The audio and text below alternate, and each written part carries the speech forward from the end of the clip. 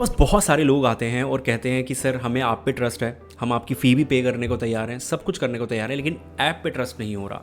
यानी कि अगर हम एसेट प्लस के थ्रू इन्वेस्ट कर रहे हैं तो उस पर ट्रस्ट नहीं हो रहा।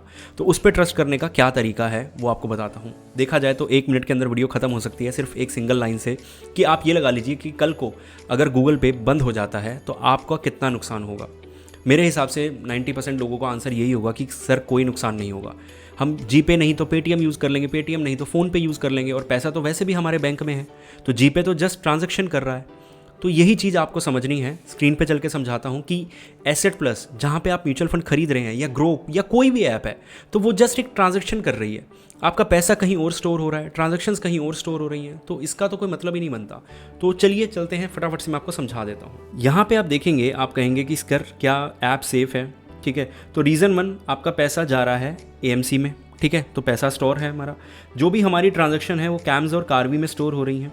जो भी ट्रांजैक्शन करी जाती हैं वो बीएससी या एनएससी के प्लेटफॉर्म को यूज़ करके करी जाती हैं, जो बैक एंड पे यूज़ होता है। ठीक है, तो यहाँ पे आपके पैसे का कहीं और जाना या एसेट प्लस के बंद हो जाने का या किसी भी ग्रो का बंद हो जाना कोई फ़र्क नहीं डालने वाला आपके ऊपर। क्यों? क्योंकि ये एक ब्रिज का काम कर रही हैं।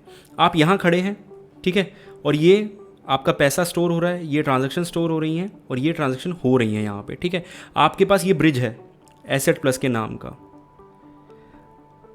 अब आप एक चीज़ देखिए, यहाँ पे आपके पास सिर्फ एक ब्रिज नहीं है। आप कोई भी ऐप डाउनलोड कर लीजिए, उसमें इंपोर्ट कर लीजिए, 2 मिनट में आपका दूसरा ब्रिज खड़ा हो गया। ठीक है, लेकिन ऑब्वियस सी बात है, हम उस ब्रिज पे क्यों जाएंगे कि कल को हमें चेंज करना पड़े?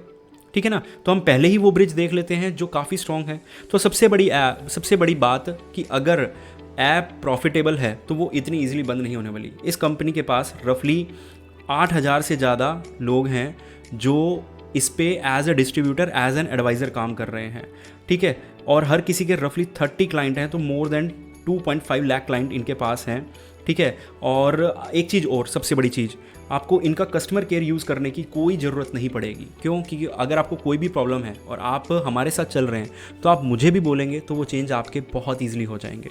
तो ये कितनी स्ट्रॉन्ग है ऐप, आपको पता लग गया कि यहाँ 2.5 लाख कस्टमर है, 1100 करोड़ से ऊपर का एएम है। तो ऐप तो बहुत सेफ है, ऐप प्रॉफिटेबल है। ग्रो की तरह इसे लोन देना शुरू नहीं करना पड़ेगा कल को, कि इसे अगर प्रॉफिटेबल होना है तो। ठीक है, होपफुली आप समझ गए होंगे, और चैनल पे बहुत और वीडियो हैं जो आपको काफ़ी हेल्प कर सकती हैं, तो उन्हें भी चेकआउट करें।